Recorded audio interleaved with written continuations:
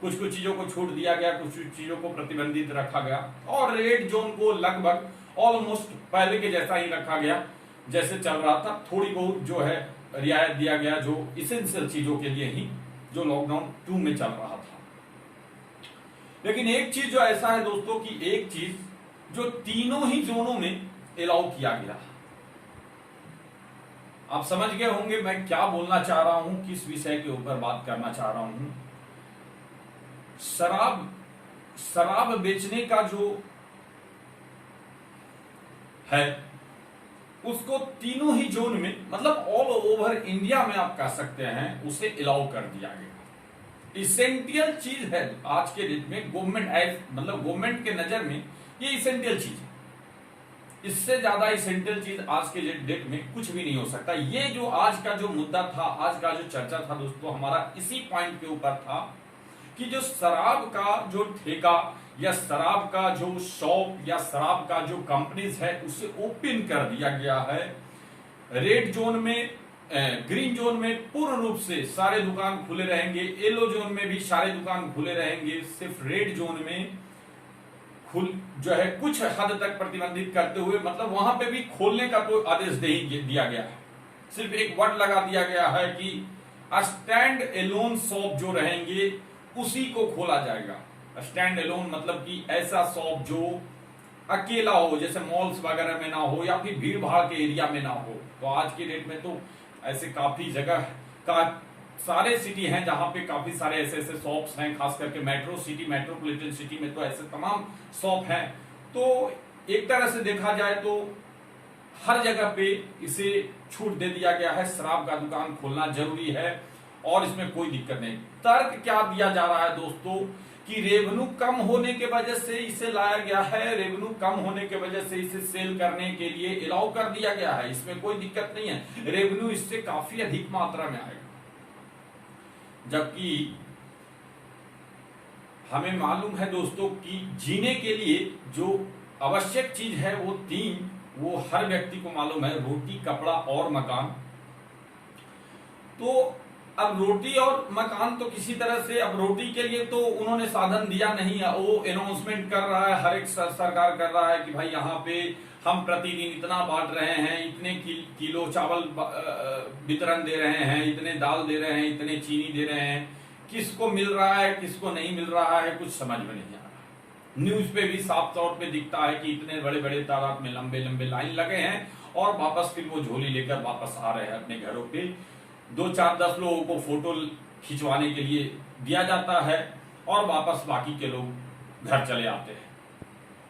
कुछ ग्रामीण क्षेत्र जो है, एकदम से इंटीरियर ग्रामीण क्षेत्र है, वहां पे दिया जा रहा है, वहां पे दिया जा रहा है क्योंकि वहां पे जो है देना अनिवार्य भी है गवर्नमेंट को।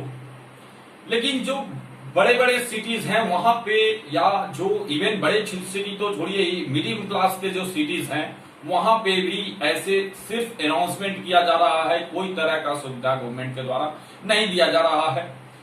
लेकिन हाँ, ऊपर वाले के नसीब से, ऊपर वाले का भाग्य है, ऊपर वाले का दया है या दृष्टि है, जो कहिए, उस जरिए से हर व्यक्ति आज कैसे न कैसे अपना जीवन यापन तो कर ही ले रहा है। जितने भी मजदूर हैं, गरीब हैं, लेबर्स क्लास के लोग हैं, लाचार व्यक्ति लोग जो हैं, उस सब के सब तो कैसे न कैसे अपना पेट तो भर रहे हैं। रहने के लिए मकान के तौर पे कहीं न कहीं बिस्तर भी लगा ही ले रहे हैं और कपड़े भी पहन ले रहे हैं, फटे या अच्छे जो भी है। लेकिन इन तीनों चीजों में अब आप देखिए, टेक्सटाइल सेक्टर है, ये भी बहुत बड़ा पैमाना का सेक्टर है और टेक्सटाइल से भी काफी ज्यादा मात्रा में हमारे गवर्नमेंट को रेवेन्यू मिलता है और लगातार मिलते आया है और मिल रहा है भी। लेकिन टेक्सटाइल को नहीं चालू करके, कपड़ा उद्योग को, वस्त्र उद्योग को नहीं चालू करके वाइन उद्योग को चालू किया गया, शराब का उद्योग को चालू किया गया है। सिगरेट, दारू और आपका गुटखा, पराग, ये और आपका पान, बीड़ी, इन सब चीजों को चालू कर दिया गया है। कारण यह है, तर्क दिया जा रहा है, रेवेन्यू इकट्ठा ज्यादा हो रहा है। हमारे हिंदुस्तान में इतने दिनों से काफी मर्तबा बहुत सारे लेबर्स लोगों ने विरोध किया, गांव जाने के लिए, अपने घर जाने के लिए, खाना खाने के लिए, लेकिन एक भी विरोध ऐसा आज तक देखने को नहीं मिला दोस्तों जो जिस विरोध में यह आवाज उठाया जा रहा हो कि हमें दारू पीने के लिए चाहिए, हमें सिगरेट पीने के लिए चाहिए। लोगों को नहीं चाहिए शराब, लोगों को नहीं चाहिए बीड़ी, लोगों को नहीं चाहिए सिगरेट, क्योंकि यदि उन्हें बहुत ज्यादा इसेंशियल लगता, क्योंकि उन्हें यदि बहुत ज्यादा कस के तलब लगता या बहुत ज्यादा बेचैनी फील होता तो वो उसके लिए विरोध करते। लेकिन वो तो घर जाने के लिए, खाना खाने के लिए विरोध कर रहे हैं और उसके ऊपर सरकार का कोई ध्यान नहीं। वो नॉर्मल चीजें हैं, वो सीरियस मैटर नहीं है। सीरियस मैटर है शराब पीना और पिलाना। तो लोग पीने के लिए बेचैन नहीं है, गवर्नमेंट पिला रहा है। और दूसरे तरफ कुछ मीडिया वाले बोलते हैं कि इंजीरियस टू हेल्थ है, नहीं पीना चाहिए। गवर्नमेंट के कुछ लीडर्स भी बोलते हैं इंजीरियस टू हेल्थ, नहीं पीना चाहिए। इवन प्रधानमंत्री भी बोलते हैं सिगरेट इंजीरियस टू हेल्थ है, कॉज कैंसर, नहीं पीना चाहिए, नहीं खाना चाहिए, लेकिन फिर भी अलाउ कर रहे हैं।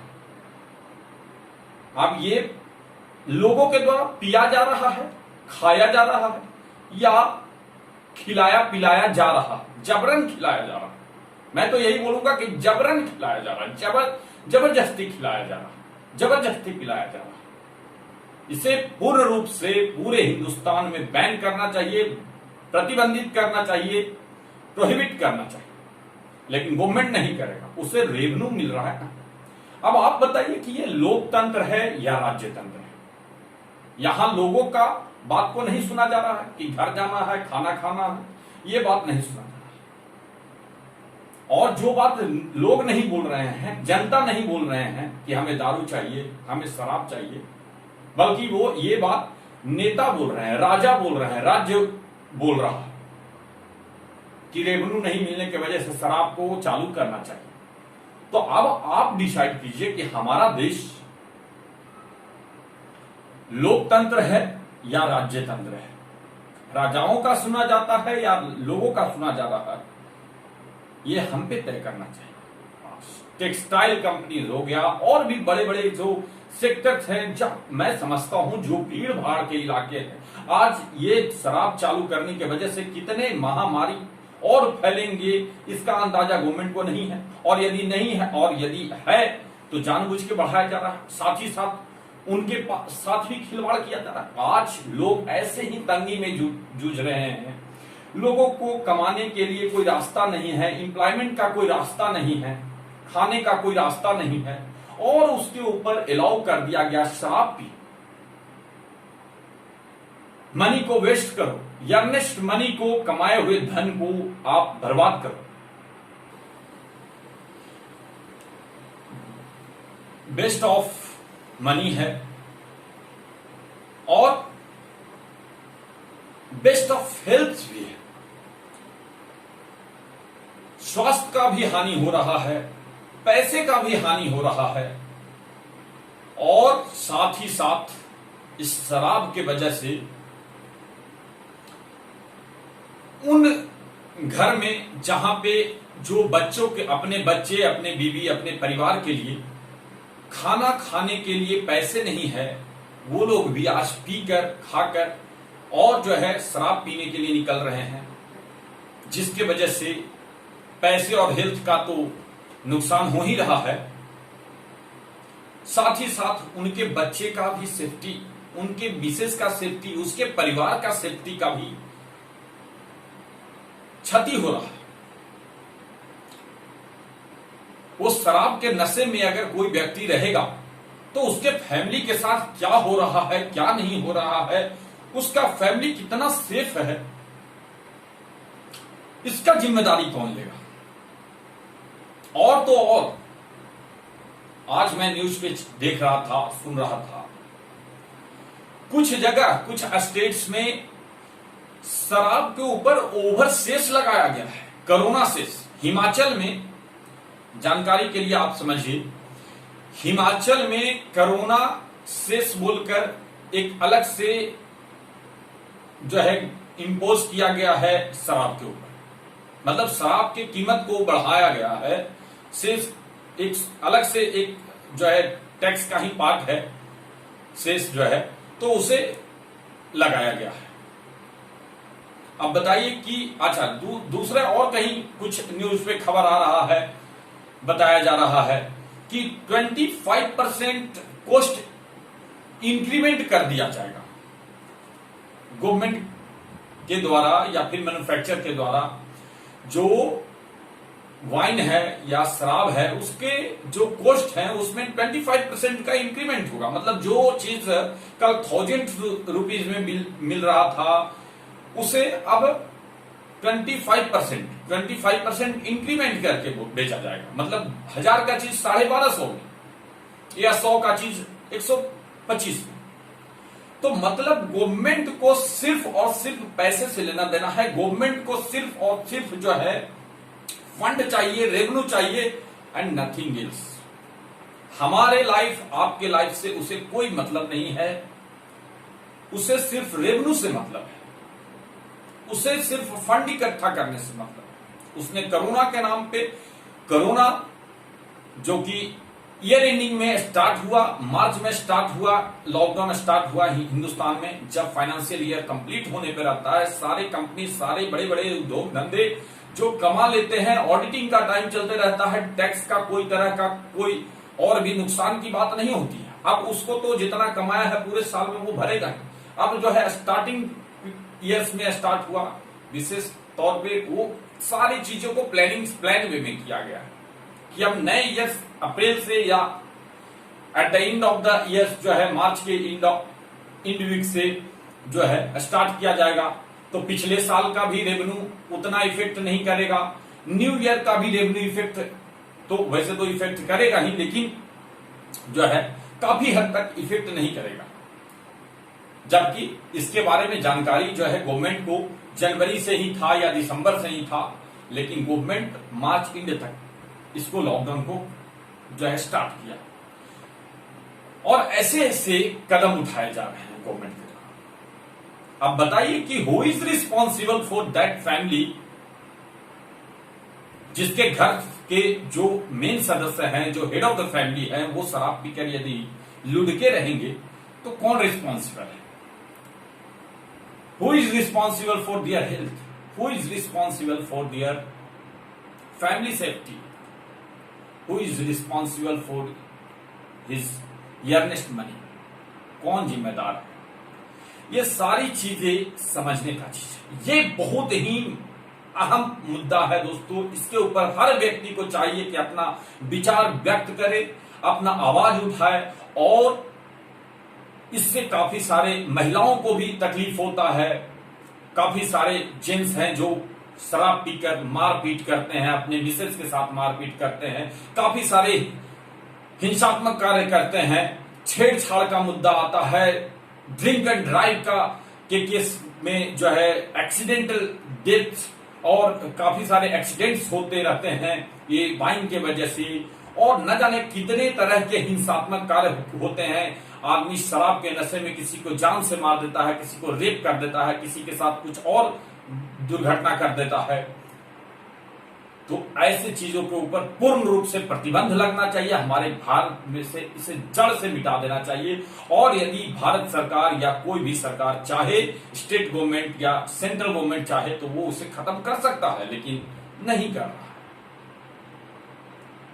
यदि चाहे तो कर सकता है, नहीं कर रहा है, और इसके लिए हमें इसे रोकने के लिए हमें आवाज उठाना पड़ेगा। यदि हम सोचेंगे कि हम अकेला कुछ नहीं कर सकते हैं, हमें अपने विचार को व्यक्त करने का कोई मतलब नहीं होगा, तो जिस तरह से आपका प्रधानमंत्री या किसी व्यक्ति को सत्ता पे बैठाने के लिए आपका एक वोट जरूरी होता है, उसी तरह से आपका एक विचार भी बहुत ही मायने रखता है दोस्तों। इसलिए हर व्यक्ति को इन सब चीजों के, इन सब मुद्दों पे, छोटी छोटी बातों के ऊपर अपना विचार रखना चाहिए। और इसी वजह से हमारा संविधान मौलिक अधिकार देता है हर व्यक्ति को एक समूह को नहीं बल्कि एक व्यक्ति को, हर एक नागरिक को यह अधिकार दिया गया है, right to speak, right to expression, freedom of right to speech and expression का राइट दिया गया है कॉन्स्टिट्यूशन ऑफ इंडिया के आर्टिकल 19A में। वो इसी के लिए दिया गया है दोस्तों। इसके ऊपर कोई रोक नहीं लगा सकता है, कोई प्रतिबंधित नहीं कर सकता है, क्योंकि ये हमारा फंडामेंटल राइट है। तो ये सब सारी चीजें हैं। अब इसके ऊपर और भी बहुत सारे चर्चे हो सकते हैं, समझने वाली काफी सारे बातें हैं दोस्तों, लेकिन अब जो है आगे फिर कुछ और चीजों के ऊपर हम लोग तर्क करेंगे। आप अपना राय जरूर बताइए इसके बारे में, सुनिए इस वीडियो को, समझिए। यदि अच्छा लगे दोस्तों तो अपना भी विचार कमेंट में लिखकर जरूर बताइए दोस्तों। यदि हमसे सहमत हो या फिर सहमत नहीं है, दोनों ही स्थिति में कृपया अपना बात, अपना विचार जरूर शेयर करें दोस्तों।